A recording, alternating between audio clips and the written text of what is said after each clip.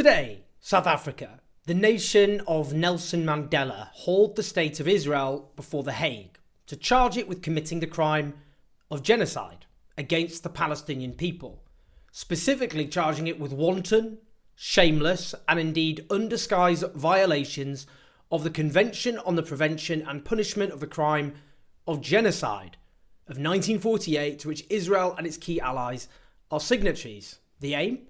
Given it can take years for the court to adjudicate on a case of this type, to secure provisional measures which legally decree, above all else, that Israel must cease its military operations in Gaza and allow its people to receive humanitarian aid. Now, you may understandably be cynical about the prospects of such an outcome. Surely Israel would simply ignore the ICJ, as it has done before when the court has ruled against it. But if Israel is found to be committing genocide, that would then have huge implications for the states which arm and back Israel. And without their support, Israel's genocide against the Palestinians would not be possible. Now, this case, brought before the International Court of Justice, the highest court of the United Nations, has already begun with a meticulously evidenced and devastatingly argued 84-page document.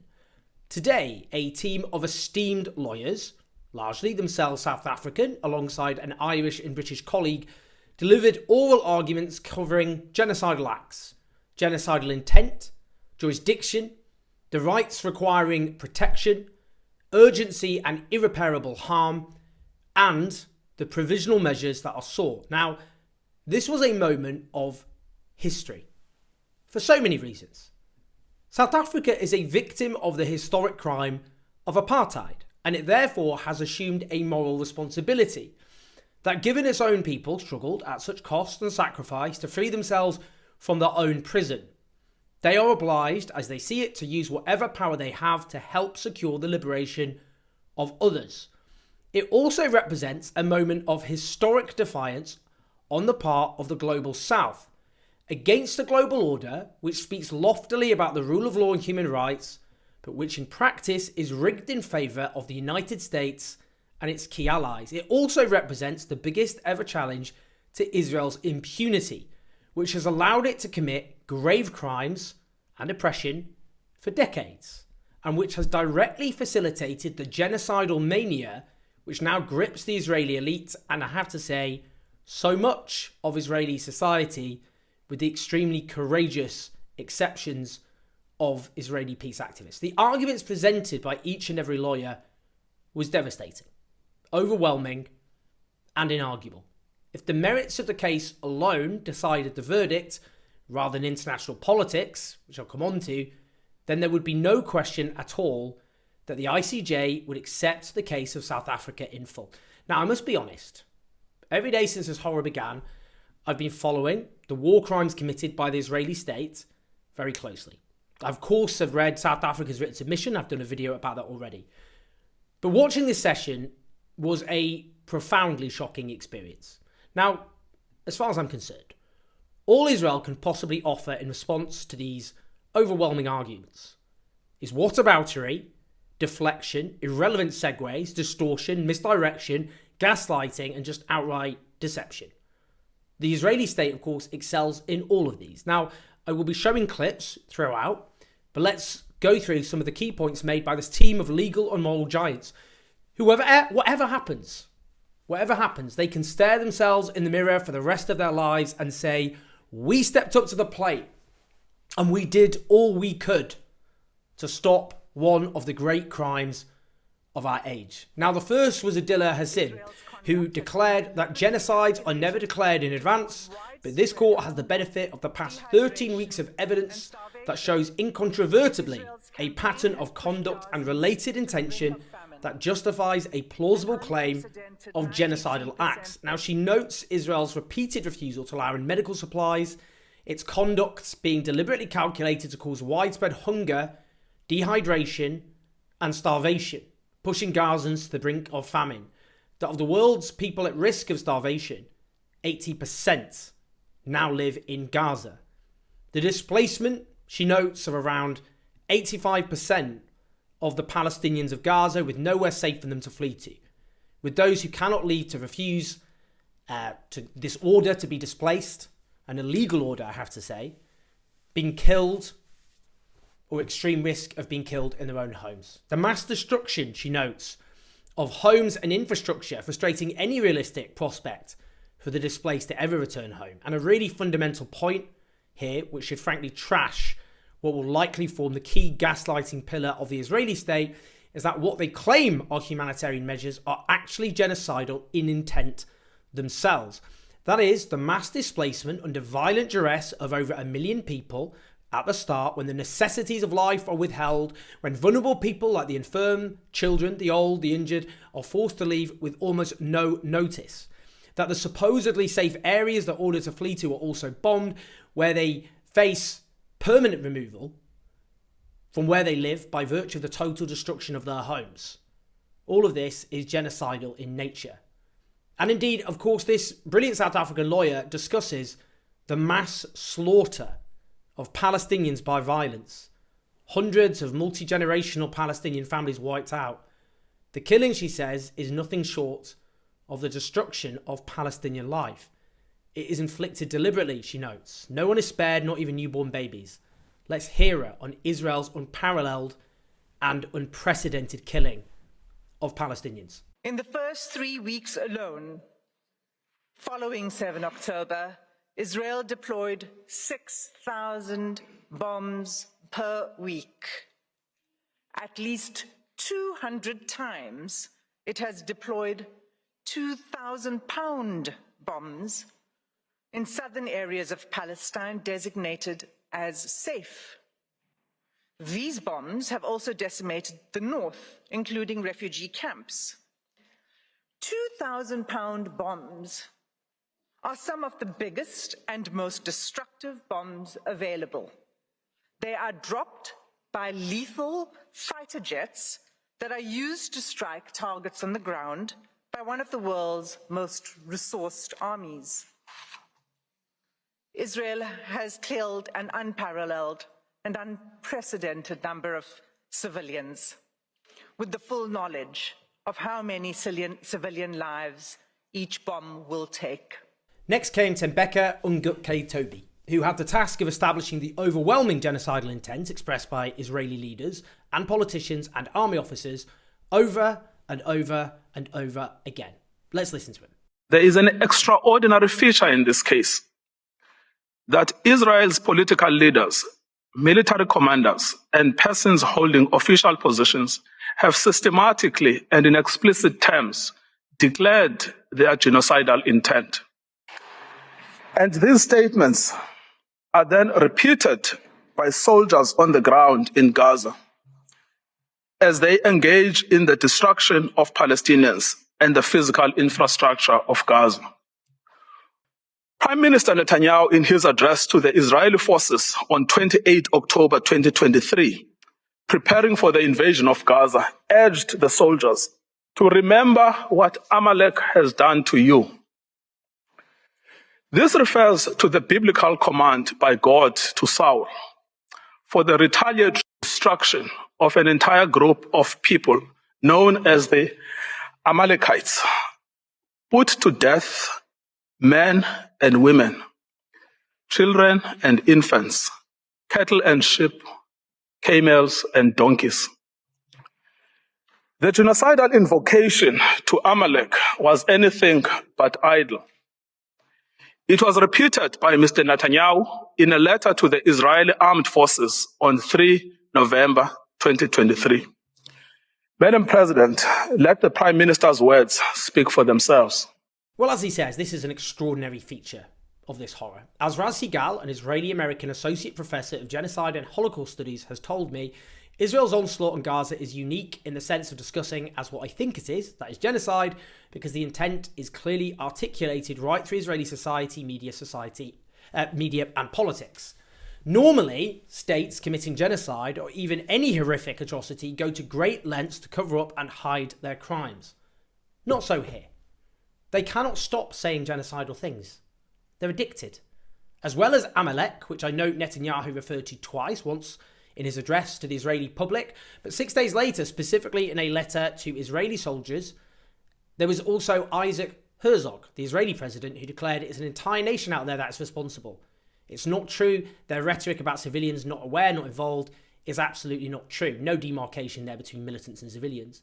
Yoav Gallant, Minister of Defence, a repeat offender. 9th of October, in an unashamed commitment to collective punishment, a violation of Article 33 of the Geneva Convention, he declared Israel was imposing a complete siege on Gaza. No electricity, no food, no water, no fuel. Everything is closed. We are fighting human animals and we are acting accordingly. Now, anyone trying to suggest by human animals he means Hamas rather than civilians is a cheap liar, because he was discussing measures imposed on a civilian population.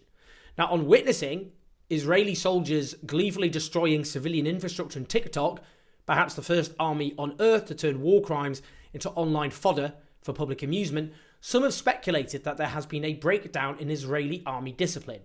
More likely is that soldiers listened when Gallant, the defence minister, informed troops that he had released all the restraints and moved every restriction on Israeli forces. Another minister declared, all the civilian population in Gaza is ordered to leave immediately. We will win. They will not receive a drop of water or a single battery until they leave the world.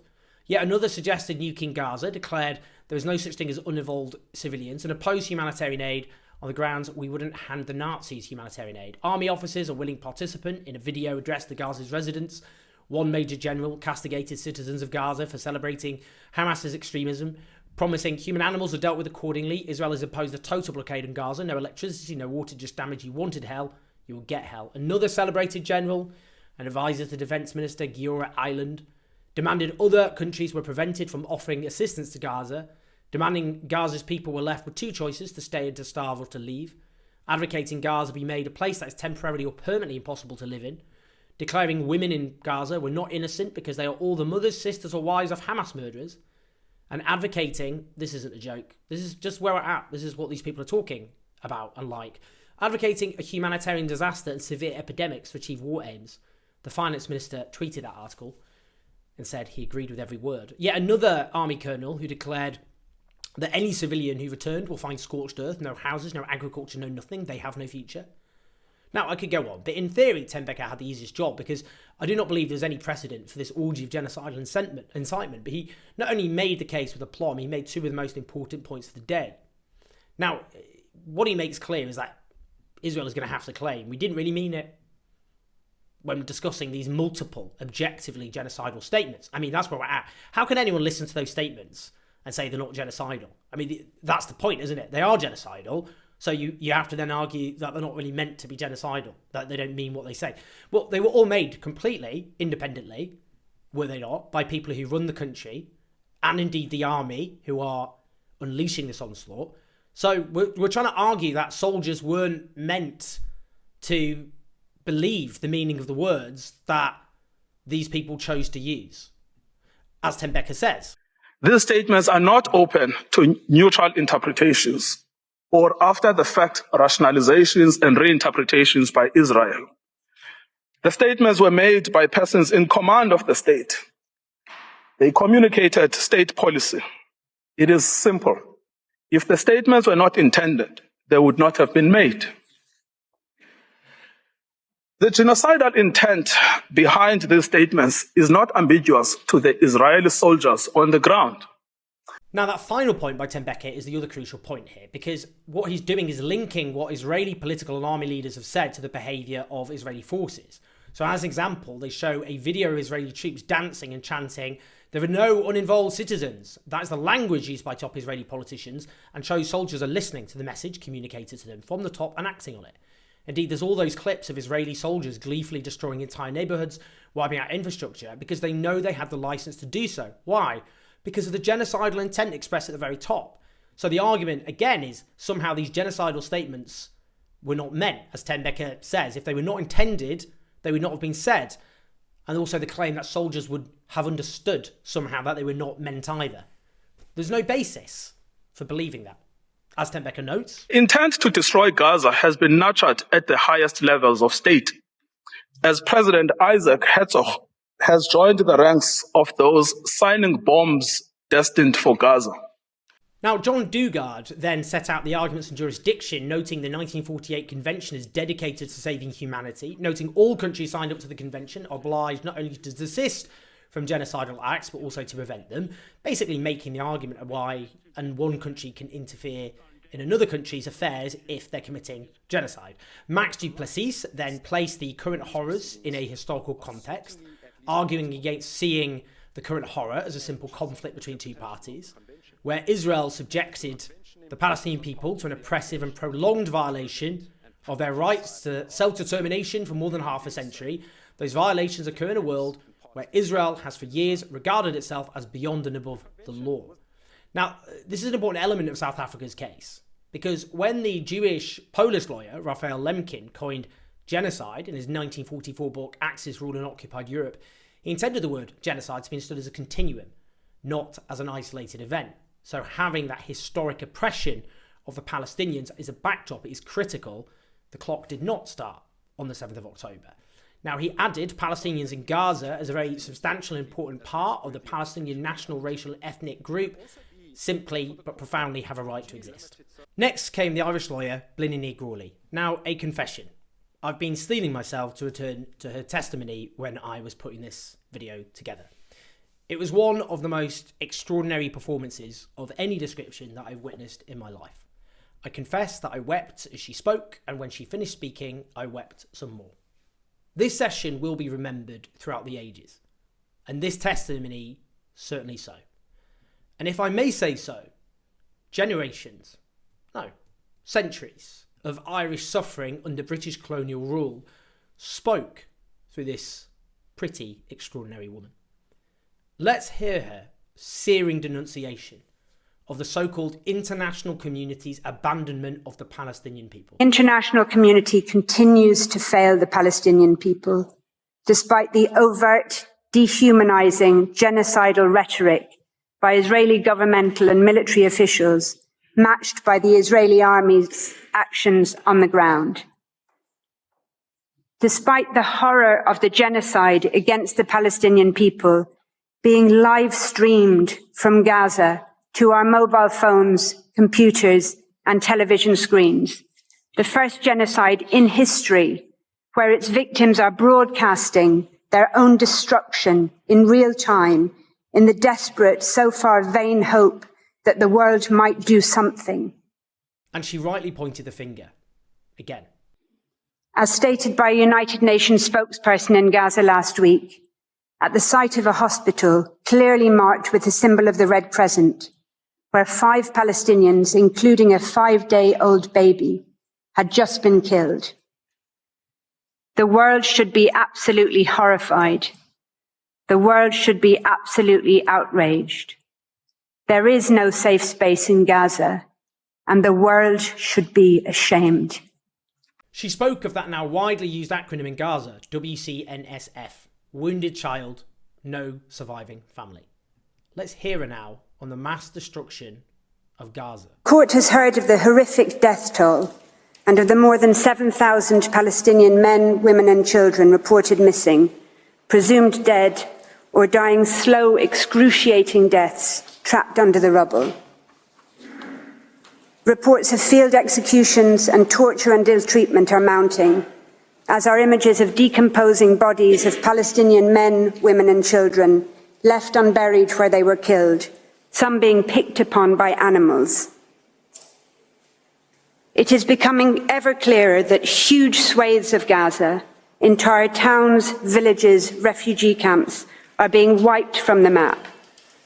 As you have heard, but it bears repeating, according to the World Food Programme, 4 out of 5 people in the world in famine or a catastrophic type of hunger are in Gaza right now. Indeed, experts warn that deaths from starvation and disease risk significantly outstripping deaths from bombings. And now listen to what fate will befall the Palestinian people without urgent intervention every day that there isn't that urgent intervention. They include 48 mothers each day, 2 every hour, and over 117 children each day, leading UNICEF to call Israel's actions a war on children. On current rates which show no sign of abating, each day over 3 medics, 2 teachers, more than one United Nations employee, and more than one journalist will be killed, many while at work or in what appear to be targeted attacks on their family homes or where they are sheltering. The risk of famine will increase each day. Each day, an average of 629 people will be wounded, some multiple times over, as they move from place to place, desperately seeking sanctuary. Each day, over 10 Palestinian children will have one or both legs amputated, many without anaesthetic. Each day, on current rates, an average of 3,900 Palestinian homes will be damaged or destroyed. More mass graves will be dug. More cemeteries will be bulldozed and bombed and corpses violently exhumed, denying even the dead any dignity or peace. Each day, ambulances, hospitals and medics will continue to be attacked and killed. The first responders who have spent 3 months without international assistance, trying to dig families out of the rubble with their bare hands, will continue to be targeted. On current figures, one will be killed almost every second day, sometimes in attacks launched against those attending the scene to rescue the wounded. Each day, yet more desperate people will be forced to relocate from where they are sheltering or will be bombed in places where they have been told to evacuate to. Entire multi-generational families will be obliterated. And then there was this, which I confess completely broke me. I share with you 2 photographs. The first is of a whiteboard at a hospital in northern Gaza, one of the many Palestinian hospitals targeted, besieged and bombed by Israel over the course of the past 3 brutal months. The whiteboard is wiped clean of no longer possible surgical cases, leaving only a handwritten message by a Médecins Sans Frontières doctor, which reads, "We did what we could. Remember us." The second photograph is of the same whiteboard after an Israeli strike on the hospital on the 21st of November that killed the author of the message, Dr. Mahmoud Abu Nujayla, along with 2 of his colleagues. You hear this, and you wonder, don't you? How can the whole world not just be screaming for this to stop? How is it not driving everyone to the point of madness, knowing the full extent of the horrors being unleashed against humans who for now are living and breathing, but with every passing day no longer are, who are living through hell and then dying through hell? Finally, Vaughan Lowe went through the provisional measures being sought by South Africa. He destroyed the claims of Israel to be minimising civilian casualties. Let's have a listen. It's no use Israel saying that it does whatever it can to minimise the deaths of innocent men, women and children. The use of 2,000-pound bunker-busting bombs and dumb bombs in residential areas and the relentless bombardment of Gaza and even of so-called safe areas to which Palestinians have been directed by Israel tell another story. But that is not the only point. It's not just a question of scale and of indiscriminate killing. It's also a question of intention. If any military operation, no matter how carefully it's carried out, is carried out pursuant to an intention to destroy a people in whole or in part, it violates the Genocide Convention, and it must stop. And that is why all military operations capable of violating the Genocide Convention must cease. Key point. It's not just indiscriminate, it's intent. That's what places it in violation of the Geneva Convention. Indiscriminate, failing to protect civilian life, that can be a crime in of itself. Intent is what makes what is already a crime into genocide. And that's why the court must order Israel to cease its military operations and allow humanitarian aid. That's the logical conclusion of South Africa's case. Vaughan also destroyed the what about Hamas argument. He explains, for a start, Hamas isn't a state, can't be a party to the Genocide Convention, can't be a party to these proceedings. The correct route to pursue Hamas for its crimes, accordingly, is the International Criminal Court, which can and has pursued state actors. And indeed, all who commit war crimes should be pursued for what they have done. Now, the arguments offered by South Africa are utterly devastating. As they note, the very reputation of international law, the ability to bind and protect all peoples equally, as they put it, hangs in the balance. You see, it's long been clear that international law is something that the US in particular picks and chooses from as it sees fit, like some sort of bizarre delicatessen, and it offers that exceptionalism to its allies like Israel. Now, Israel will undoubtedly point to the atrocities committed by Hamas and other armed groups on the 7th of October. And again, to be clear, those war crimes did take place. They're indefensible. It's inarguable, and that shouldn't be denied. But the point about South Africa's case is, as they say, there is never, ever, ever any justification for genocide. What another, in this case, armed group or number of armed groups did to you does not justify you then committing genocide against the civilian population. Those atrocities should be condemned on their own terms, and frankly, those responsible should be, as I say, facing justice, but they are completely and utterly irrelevant to this case. That is about whether Israel is committing genocide or not. It's a really important point. You can put on as many of these atrocities as you like, and people should be appalled by them, but they are not relevant to whether you have the right to commit genocide. You do not. Now, the case has clearly, overwhelmingly linked the genocidal statements, that is, intent of Israeli political and military leaders, to the genocidal behaviour, conduct of Israeli forces. The precedent has clearly been established of one state taking another state to court on this issue. That is Gambia taking Myanmar to court over the genocide of the Rohingya. And the argument made here is that Palestinians are no less deserving of protection. And the point about irreparable damage was devastatingly established. That is, without provisional measures, Gaza will become permanently uninhabitable, a place of mass death. Now note this. This was a session of monumental historic interest. In, say, Britain, where I'm from, it should be an event of huge newsworthiness. That is our government complicit in a genocide? And yet neither the BBC nor Sky News saw fit to live stream it. It received no prominent coverage on the web pages of multiple British news outlets. I have a Twitter list of UK political journalists, which shows the output on social media. I scrolled through it. Practically no mention of this whatsoever. Now, my fury here, I confess it is fury, is not focused on those who are still cheering this obscenity on. They are, as far as I'm concerned, morally depraved, but beyond any redemption at this point. It's those who choose to say either nothing, or the occasional bit of platitudinous hand-wringing, thinking that will be sufficient to deflect criticism or indeed wash away the shame that they do not care about one of the great crimes of our age. They have my eternal contempt and they deserve yours. They're complicit in this crime because they're playing a pivotal role in reducing public pressure on the governments which arm and back Israel and thus facilitate the current horror. Now, part of me is tempted to resort to COD psychology and ask, are you broken? Who hurt you? How are you witnessing these scenes? Even if you're seeking to avoid the evidence that piles up day after day after day, it's all over Twitter. You just need to open the app. You know what's happening. How are you not responding by screaming about this horror and doing everything you can to make it stop?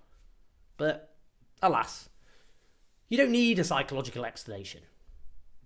It is, as it turns out, far more mundane. It's racism. It's straightforward racism. That is where you see the lives of some as having less worth because of their ethnicity.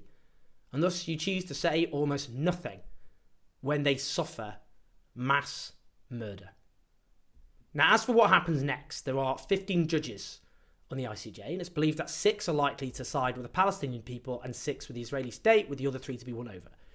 But alas, these judges are appointed by governments, and their decisions are profoundly open to being influenced by realpolitik and international manoeuvring than justice. But you know what? Whatever happens, I don't know. But whatever happens, I think something has changed. Israel has now been exposed in a way it's never been. Whatever ill-deserved moral authority it claimed is gone. Public opinion in the Western states, which props up its horrors, is now decisively turning against it. You can see it particularly in the polling of younger people who will come of age. New generations are becoming politicised, not just about the crimes of the present, but also the crimes of Israel's past. Now you can hear the Israeli state desperately flapping around. One official Israeli spokesperson declared South Africa is the legal arm of the Hamas terrorist organisation. Is that the best you've got? Who are you trying to convince here? You sound deranged. Nobody but your most extreme delusional outriders will believe this libel. You're a glorified internet troll of a state at this rate. What is the point? Why waste everyone's time? As one Palestinian activist told me, though, and we should look at hope. Looking for hope amidst the current darkness, it seems like a challenge. But let me just quote what he told me. In all honesty, my main feeling today is relief and a renewed flicker of true hope. The dignity and eloquence of the South African legal team, as well as the historical symbolism, will resonate for decades to come. Relief, because the taboo has been utterly shattered. Israel cannot put the cat back in the bag regarding its genocide.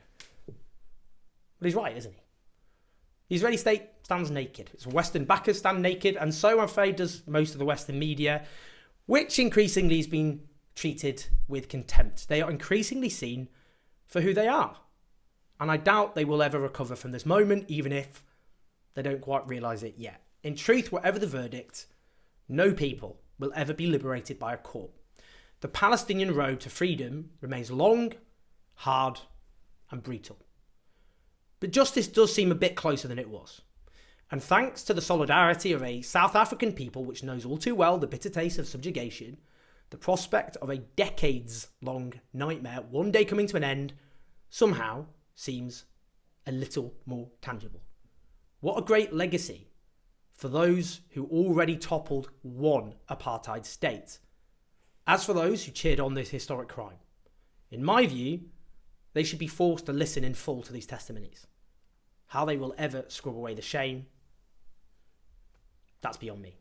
I'll cover the Israeli case, lucky me, and many interviews to come, particularly, of course, the Palestinian voices we need to hear.